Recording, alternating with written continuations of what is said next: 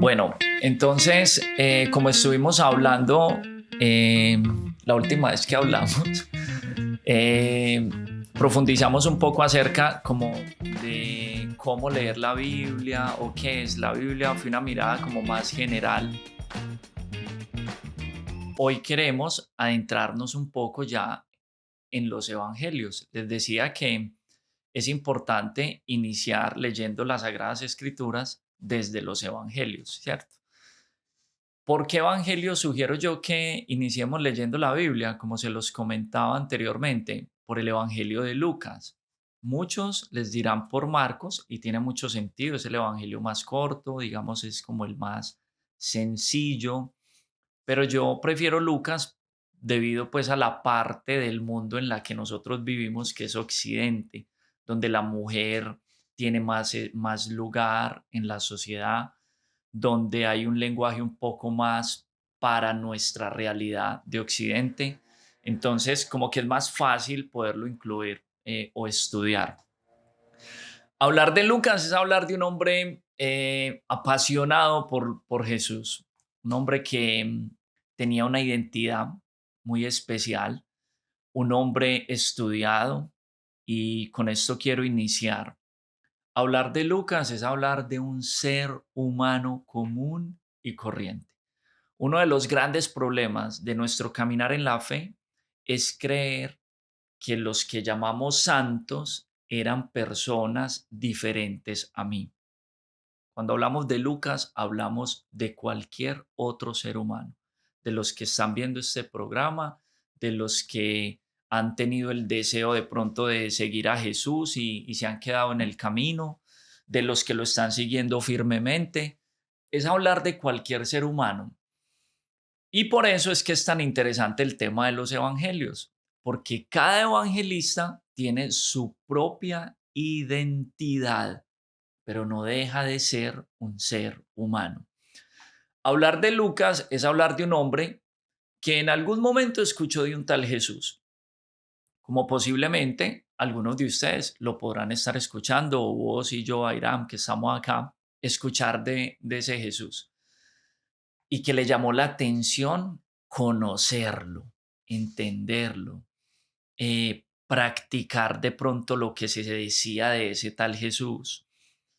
¿Y qué hace Lucas? Lucas empieza todo un estudio, como lo dice él en su prólogo de su Evangelio de Lucas, donde le está escribiendo a un hombre que le da un título muy especial, excelentísimo Teófilo. El nombre sí era terrible. Es un nombre muy lindo. Tiene un significado muy especial, pero es horrible. Pues yo nunca le pondría a un hijo Teófilo. Le está hablando a un tal Teófilo, pero en el prólogo le dice claramente que diligentemente ha hecho una investigación, ha investigado diligentemente. ¿Y por qué quiero iniciar con eso? Porque esto nos lleva no solamente a entender de que Lucas está poniendo por escrito una experiencia que él ha tenido personal con Jesús, sino que de una manera diligente ha decidido investigar quién fue ese tal Jesús. El Papa emérito Benedicto XVI dice algo muy, muy, muy interesante con su libro Jesús de Nazaret. Cuando usted compra el libro, usted le da la vuelta al libro y en la parte de atrás lo tenemos, tráelo. A ver si estoy mintiendo o si era solamente mi libro. Bueno, ya lo leyó. No, estoy empezando. Bueno, mira, vamos a ver si este es el original. Porque en mi libro, bueno, dice algo similar a lo que dice el Salmo 27, que acá lo tiene en este libro. Dice, de ti ha dicho mi corazón, buscad su rostro, yo busco tu rostro, Señor. No lo apartes de mí, no alejes con ira a tu servidor. El Papa Benedicto XVI termina diciendo, este libro es mi búsqueda personal del rostro de Jesús, que es lo que dice el Salmo 27. ¿Y por qué me llama a mí la atención? Porque el Evangelio de Lucas, el Evangelio de Marcos, el Evangelio de Juan, el Evangelio de Mateo es la búsqueda personal de cada uno de ellos del rostro de Jesús. Y por eso lo han dejado por escrito. Lucas lo hace, por eso diligentemente decide investigar. ¿Y qué es esa investigación? Es una investigación de una búsqueda que hay en su corazón y que en un momento decide ponerla por escrito. ¿Para qué? Para que tú y yo, para que ustedes allá la leamos y nos apasione ese Dios que se ha revelado en la persona de Jesús. Eso es lo que hace Lucas con su evangelio. Más adelante, como lo veremos a continuación, Lucas nos quiere traer un camino especial para encontrar ese Jesús. Porque ya no solo es la investigación, sino que viene la astucia del escritor. ¿A dónde nos quiere llevar este escritor con esta investigación que ha hecho de Jesús, con lo que Dios le ha revelado? Por ejemplo, Airam trae su evangelio a través de Manual para enamorarse. Entonces tiene todo este canal, tiene toda esta logística, estos micrófonos, estas cámaras, esta luz. Pero ustedes no se imaginan el estudio que hay acá detrás de esta cámara. ¿Pero por qué? Porque es el camino que ella quiere mostrarnos para que tú y yo nos encontremos con Jesús. Es el ministerio que ella tiene. Entonces Lucas pone como camino ese escrito para que tú y yo encontremos ese rostro de Jesús. Entonces, importante para iniciar, entender que cada evangelista tiene su identidad. Es el único evangelista con raíces griegas. Ya no es ese judío que conoció a Jesús, sino que viene de unas raíces griegas, lo que ha sido de gran riqueza para el evangelio como tal, porque al tener estas raíces griegas y al ser un hombre estudioso, muy estudiado, porque Lucas era doctor, no sé, Irán, en tu país, pero en mi país hace muchos años, el ejemplo del pueblo era el sacerdote y el doctor, ¿cierto? El Total. sacerdote y el doctor. Por ahí hay una canción de Diomedes Díaz muy buena que dice eso, que el ejemplo del pueblo es el doctor, ¿cierto? El sacerdote y el doctor eran el ejemplo del Son los pueblo, que más han estudiado. son los que más han estudiado, ¿cierto? Entonces, en este caso, y eso lo decimos hace unos años, pregúntenle ustedes a sus abuelos y les van a decir si eso es cierto. El doctor y el sacerdote eran el ejemplo. En ese contexto histórico, el médico era la eminencia. Pues imagínense ustedes si lo era hace unos años atrás, ¿qué podría hacer en ese contexto? Y Lucas era un doctor, ¿cierto? Como dice un amigo, Jesús no vino a cambiar profesiones, sino corazones. Entonces, muchos de los que están viendo esto tienen una profesión. Y seguramente Jesús no le cambió la profesión a Lucas para nada, sino que le dio sentido a esa profesión. Y al ser el médico, de él se escribe en otras cartas, en otros textos, ya no el Evangelio como tal, acerca de él. Uno de esos está en Colosenses 4, que se habla del médico.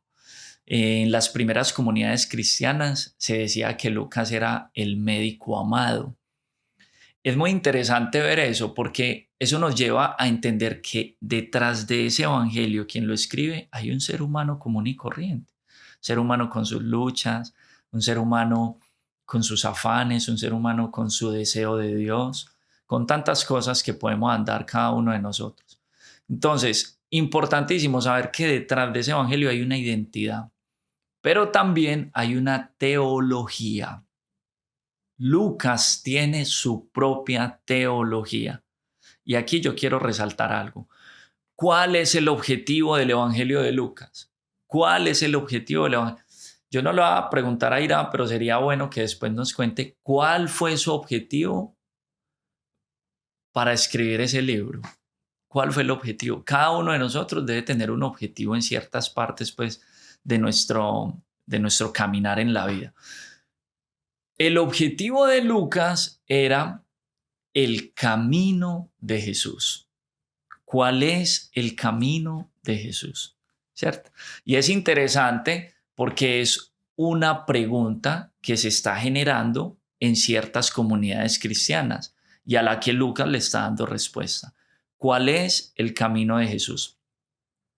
Y es muy interesante porque cuando uno piensa en esa identidad y en esa teología de Lucas, uno empieza también a descubrir que detrás de todo ese escrito hay un objetivo del escritor. Ahora, hablemos un poquito de Lucas, un poquito de chisme. Ya dijimos que era médico. Es el patrono de los historiadores, es el patrono de los literatos, pero hay un detalle muy lindo, es el patrono de los artistas. En las primeras comunidades cristianas, a Lucas se le empezó a dar un título muy especial y era el pintor. El pintor, y de ahí por lo que es el patrono de los artistas. ¿Y por qué el pintor? Eso lo vamos a ir viendo a medida que vayamos conociendo este evangelio. Lucas, a diferencia de Mateo, de Marcos, de Juan, Lucas es como una vieja. No se le escapa detalle. Vean, cuando a mi esposa y a mí nos preguntan, hey, ¿cómo se conocieron? Yo le resumo eso en 2 renglones, ¿cierto? Usted le pregunta a Mónica, Dios mío, siéntese y pídase un cafecito, porque se va a ir con todos los detalles, ¿cierto? Era un día lluvioso, llegó más o menos a las 3:45 de la tarde, tocó 3 veces la puerta, ¿cierto? Se va a ir en detalles muy específicos. Eso es lo que hace Lucas en su evangelio.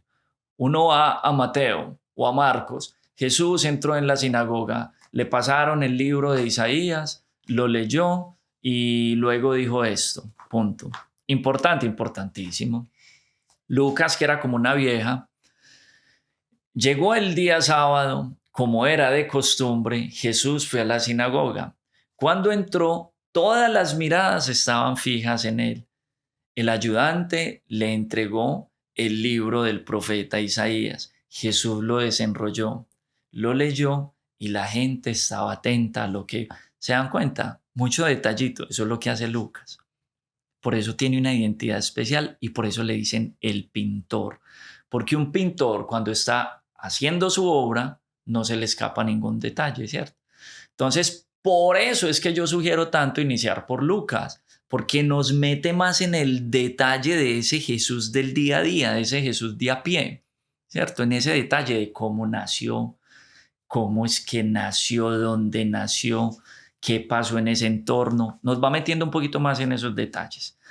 Ahora, a Lucas, dejando un poquito el chisme, muchachos, a Lucas se le da un simbolismo muy especial y es del toro con alas, ¿cierto? Lo que sueñan todas ustedes, tener un toro, tener un toro, pero con alas, ¿cierto? Un toro con alas. Y es muy bacano porque se le conoce como el toro con alas, no porque tomara mucho Red Bull, sino porque el toro significa poder.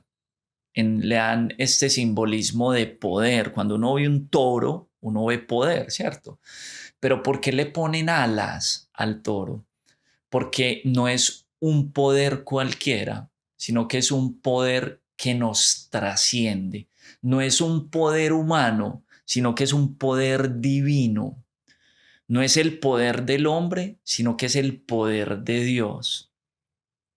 Y miren que el poder del hombre siempre es violentando. Si usted quiere en este mundo mostrarse poderoso, tiene que violentar, ¿cierto, Putin? Si usted quiere en este mundo mostrar poder, soy yo el que tengo la razón y los demás están mal, ¿cierto, Trump? Me van a matar más de uno. Si usted quiere mostrar poder, es violentando. Pero cuando usted habla del poder de Dios, es cero violencia. Por eso a los cristianos nos dan duro en todo lado. En todo lado. Por eso el musulmán se la lleva bien con el cristiano. Pues no el musulmán extremista. Se la lleva bien con el cristiano. Hasta cierto punto el judaísmo también. Porque es que a nosotros nos dan y bueno, no, hasta cierto punto aguanta. Ah, vaya, mire usted el musulmán y el judío si se quieren, esos no se aguantan nada. Porque de una u otra manera en el cristianismo, por la persona de Jesucristo el Señor, hemos ido entendiendo un poco ese poder de Dios, ese poder divino. Y por eso a Lucas, en el simbolismo del toro con alas, es que vemos que es un poder que nos trasciende. Y miren que los otros símbolos de los evangelios también tienen alas, el águila, el hombre con alas, ¿cierto? También tienen esas alas porque lo que hace referencia a ese simbolismo, que es un simbolismo que San Ireneo de una manera un poco forzada toma del Apocalipsis acerca de estos 4 seres que a lo que se está haciendo referencia o a lo que se quiere referir es a los 4 evangelios. A Lucas le da el toro con alas por ese poder de Dios. Bacano, ¿no? Interesante, no me duerma, Irán. Muy bien. Ahora, hay algo muy bacano con este evangelio o con este evangelista. Cuando uno va a mirar los evangelios por capítulos, Mateo es el evangelio más largo, tiene 28 capítulos. Lucas tiene 24. Pero cuando uno se va a contar las palabras escritas en cada evangelio, Lucas es el evangelio más largo. Tiene 37,000 palabras. Yo terminé de contar esas palabras esta mañana. Tiene 37,000 palabras y es el escrito más largo del Nuevo Testamento. Miren qué interesante eso. Pablo en todas sus cartas, contando las palabras, tiene 32,000 palabras. Y uno podría pensar que Pablo es el que más escribió. Y no, terminó siendo Lucas. ¿Por qué? Porque Lucas tiene 2 obras y son 2 obras muy extensas, que una de ellas es su evangelio y la otra es el libro que conocemos como Hechos de los Apóstoles, que ese es un buen detalle. A uno se le vuelve eso paisaje, pero posiblemente muchos de ustedes desconocían que ese libro que conocemos como Hechos de los Apóstoles también lo escribió Lucas. De ahí por lo que decimos que también es patrono de los literatos, porque la literatura de Lucas es muy buena, muy buena. Uno de pronto lo lee y no lo resalta, no lo comprende, pero cuando uno se va a los escritos originales, al lenguaje original, se da cuenta de la gran diferencia que hay entre la manera en que Lucas escribió, que fue escrito en griego, igual que los otros evangelios, a la manera en cómo escribían los otros. Una de las conclusiones que llegan los estudiosos de por qué Lucas era médico es precisamente en la manera en que escribía. ¿Por qué? Cuando alguno de los otros evangelistas tenía que hacer referencia a un milagro de sanación de alguna enfermedad en particular,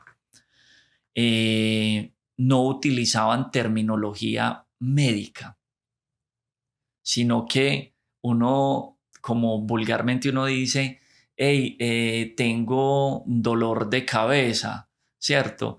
O me duele, tengo dolor de estómago y está bien, ¿cierto? No está haciendo... Pero cuando un médico se tiene que referir a sus dolores, utiliza una terminología puntual médica, ¿cierto? Migraña, cólicos, no sé qué. Se va a una terminología más médica, ¿cierto? Y Lucas, cuando narra sus milagros de sanación de alguna patología, emplea la terminología médica, ¿cierto? Entonces eso lleva a que los estudios digan, hombre, este bobo se ve que estudió medicina, ¿cierto? Se nota que era un médico, aparte más adelante lo narran algunas de las cartas de Pablo, hacen referencia al médico, hacia Lucas, entonces era obvio que era un médico. Muchachos, esto es puro chisme, pero es bacano, ¿no? Es bacano porque nos gusta el chisme, ¿cierto? Es bacano porque uno se da cuenta que sí era un man común y corriente, un man que vivió una experiencia de Dios, se empezó a apasionar por algo. Muy bien. Ahora, entremos ahora sí a comer carnita, entremos a algo más sólido. Les decía que la segunda obra de Lucas es ¿cuál era? La primera, Lucas, Hechos de los Apóstoles. Muy bien, muy bien. Hechos de los Apóstoles. Al escribir Hechos de los Apóstoles, Lucas, a diferencia de los otros evangelistas, Lucas tiene un prólogo como una introducción a lo que va a escribir. Y la tienen los dos libros, en su Evangelio y en Hechos. Y las dos introducciones están dirigidas otra vez a ese personaje Teófilo. Otra vez. Por ahí los estudiosos han concluido que Teófilo era un gran personaje en la sociedad. Era un hombre de gran influencia. Algunos concluyen que posiblemente era hasta alguien de un alto mando militar que se había interesado por la experiencia de Jesús, de quién era Jesús. Lo que pasa es que, muchachos, nos tenemos que poner en contexto. Para nosotros hoy Jesús es muy fácil. Uno entra a Google, copie Jesús, ¿cierto? O por lo menos Jesús de Nazaret, y le va a salir mucho acerca de Jesús. Muchos de nosotros bautizados ya en un caminar que caímos, ¿cierto? Entonces es muy fácil, pero cuando hablamos de estos escritos, estamos hablando de que la mayor parte del mundo no sabía quién era ese man. No sabían, no tenían conocimiento quién era ese man. Y algunos de ellos empezaron a escuchar y a ver cómo vivían los que conocieron a ese man. ¿Y quién es ese tipo? Y que en el entorno había todo un deseo por conocer la verdad. Hoy nosotros nos preocupamos por una tontería como likes, por redes sociales, por basura. En ese contexto habían grandes preguntas como ¿qué es la verdad? ¿Qué es la vida? ¿Qué hacemos en este mundo? ¿Cierto? O sea, preguntas que en realidad trascienden y le dan luz a nuestra vida, a nuestro sueño y proyecto. Eso se movía en ese mundo, ¿cierto? Para si les llega Jesús. No, o sea, les llega la respuesta hecha carne, hecha hombre. Por eso Jesús decía, ¿cómo que qué es la vida, hombre, vos? Yo soy el camino, la verdad y la vida. Yo soy, ¿cierto? Es muy bacano. Entonces, ¿qué hace Lucas? A este tipo de preguntas y a este tipo de personajes como Teófilo, le escribe porque es de gran influencia para un pueblo. Por ejemplo, muchachos, yo estoy hoy acá, este no es mi programa. Yo quiero Manual para enamorarse. Impresionante, porque con Airam tengo una gran amistad, es una mujer que admiro y le apoyo este ministerio, pero al final se lo estoy apoyando es a Jesús. Porque a través de este ministerio muchos están escuchando de ese Jesús y tenemos que gritarlo a los cuatro vientos, ¿cierto? Entonces es interesante que Lucas le escriba a Teófilo y lo ponga en su introducción. Es un detalle muy humano, como que Teófilo, excelentísimo Teófilo, mero lambón, excelentísimo Teófilo, te escribo esto, incluso en Hechos de los Apóstoles ya nos da una luz de qué fue lo que escribió en su evangelio, porque en la introducción dice, excelentísimo Teófilo, mi primer libro, ¿cierto? Lo dediqué a escribir acerca de lo que Jesús hizo y enseñó. Miren qué parche eso, acerca de lo que Jesús hizo y enseñó. ¿Qué quiere decir eso? Que si nosotros leemos el Evangelio de Lucas, ¿qué nos va a enseñar Lucas? ¿Qué nos quiere mostrar Lucas? Lo que Jesús hizo y enseñó. Vean, yo sé que de pronto ustedes esperan que con este programa, con esta actividad, como llevar todo un taller de teología. A mí eso no me gusta mucho, porque mi experiencia con Dios ha sido de que la palabra tome vida en mí y poderla contar y en la libertad, equivocándome. Muchas de las cosas que digo no es que estén mal, pero de pronto no las transmito de la mejor manera. En fin, para mí eso no me importa. Me importa más como poderles transmitir eso que el Señor ha puesto en mi corazón. Y me llama mucho la atención todo lo que enseñó, lo vivió, ¿cierto? Por ahí hay una expresión que a uno le da una rabia. ¿Para qué predica si no aplica? ¿Cierto? ¿Para qué predica si no aplica? En Jesús no se puede aplicar esa expresión. Porque Lucas dice, en mi primer libro escribí todo lo que Jesús hizo y enseñó. No hay una sola cosa que Jesús haya enseñado que Él no la haya hecho. Todo lo que enseñó, lo vivió. En otras palabras, lo encarnó, lo puso por obra, lo mostró cómo hacerlo, ¿cierto? Entonces, amen a sus enemigos. Ah, eso suena hermoso, ¿cierto? Jesús, es que vos no conoces mis enemigos. Esos sí son enemigos. ¿Cómo terminó Jesús? Clavado en un palo, gritando en su agonía: no bájenme de aquí, qué dolor tan berraco, cómo me hacen esto sin vergüenza. O sea, ¿qué terminó gritando? Perdónalos porque no saben lo que hacen. Ama a los enemigos. Cada una de las enseñanzas de Jesús, el primero las vivió. Entonces, cuando leemos el Evangelio de Lucas, estamos leyendo no solo lo que Jesús nos invita, nos enseña, sino lo que Él hizo, conocer lo que Él hizo. Em, Les decía que dentro de este simbolismo cristiano que aparece Lucas con toro con alas, y perdonen que me vuelva a este tema, sino que es importante resaltarlo, son 4 evangelios. El Apocalipsis lo narra, que son 4 seres. ¿Y por qué 4? En la teología, los números tienen un significado también cualitativo, no solo cuantitativo, sino cualitativo. Y cuando se hace referencia al número 4, se hace referencia a los puntos cardinales, ¿cierto?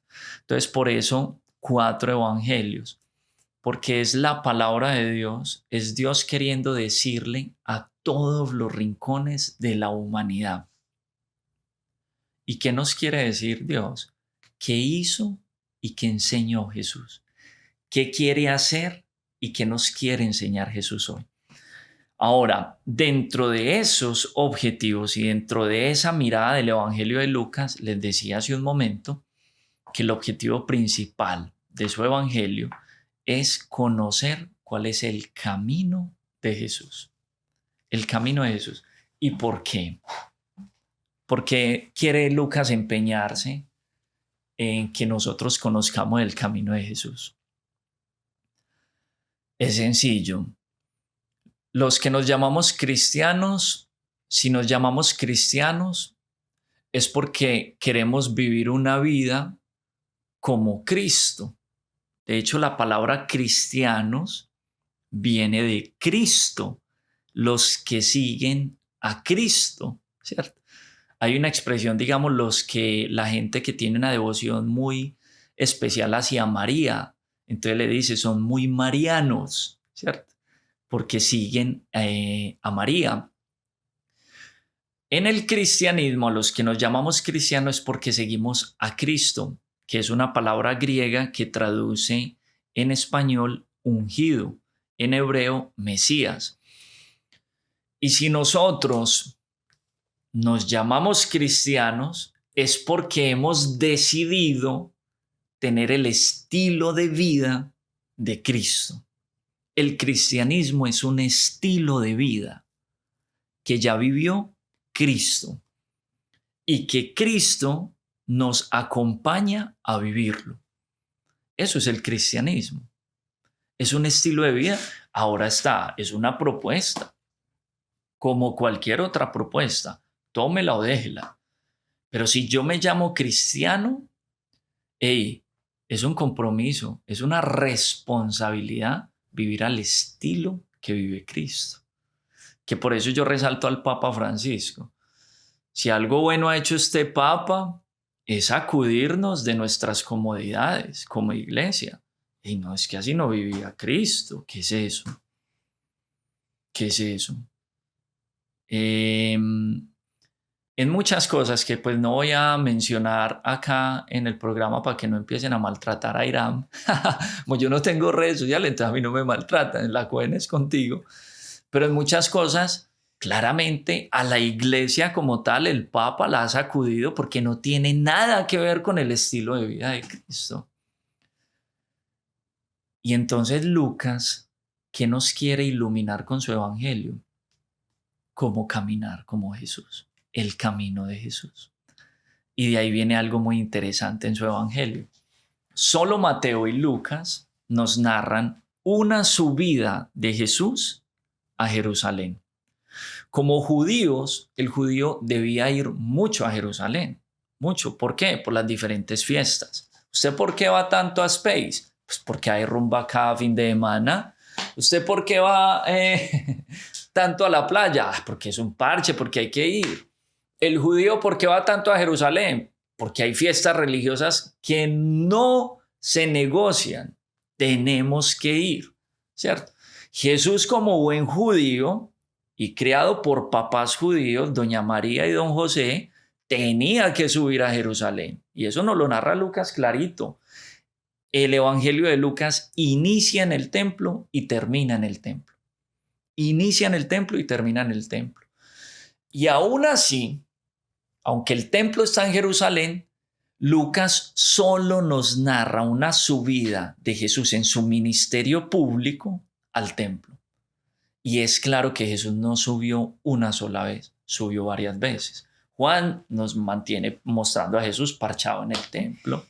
Cada momentico Jesús haya subido. Y entonces uno dice, Lucas, ¿por qué una nomás? Entonces, ¿cuál tiene la razón? Si eso es una mentira. ¿Qué va? Volvemos a lo mismo. Cada uno tiene su propia teología. ¿Y cuál es la teología de Lucas? Que nos quiere llevar un camino de Jesús hacia Jerusalén como ciudad. No, hacia Jerusalén como patria eterna, hacia Jerusalén como plenitud del ser humano, hacia esa Jerusalén donde Jesús entrega su vida, pero donde también resucita. Entonces, por eso se empeñan que solo sea una vez. ¿Por qué?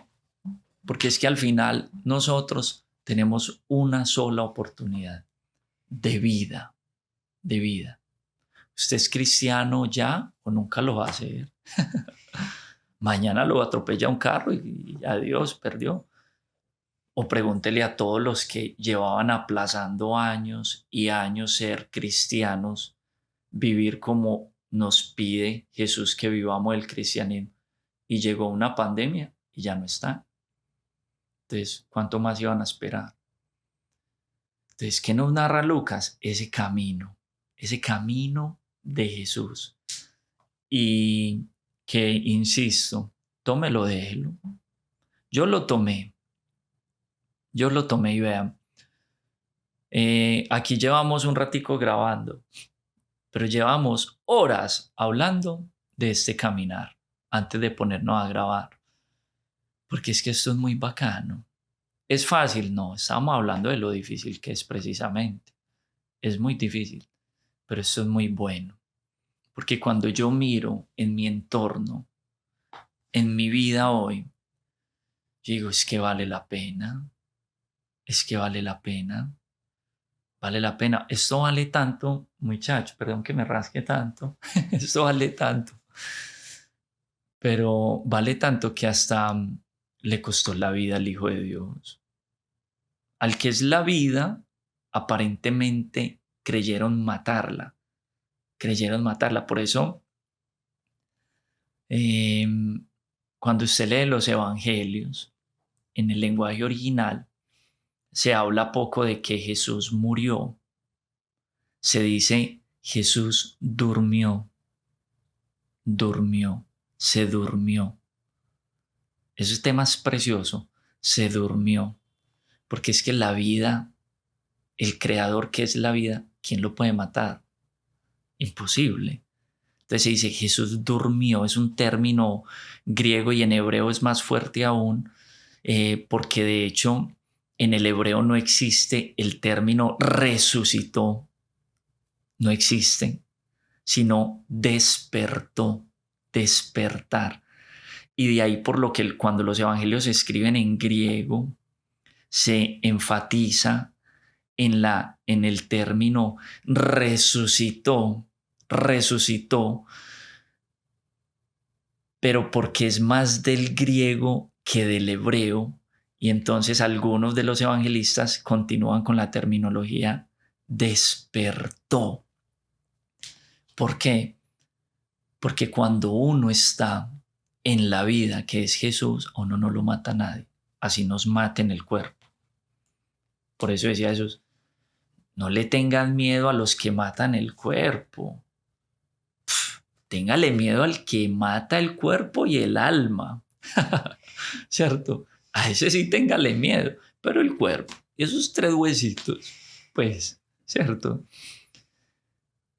Dejar que Lucas, a través de este tallercito que estamos iniciando, desde su experiencia y su investigación, nos muestre ese camino de Jesús y que al final va a volver a terminar como una propuesta abierta.